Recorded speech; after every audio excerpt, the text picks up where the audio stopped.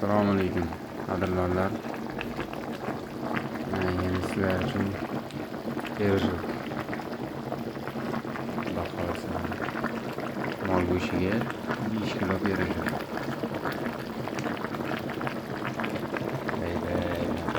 Qaynashlarni qaranglar. Xudo xohlasa suvi chiqibdi. Buni endi tagini past qilib suv quymasdan o'zini suviga pishiramiz Xudo xohlasa. Bizni kuzatishda davom etsalaring, Xudo xohlasa keyingi videoda tayyor bo'lgan jarayonni ham qo'yaman Xudo xohlasa. Sahifamizga obuna bo'lishni unutmang. Shunday ovqatlarda pishirish jarayonlarini kuzatib boring va bizga layk bosing. Hammaga omad, rahmat.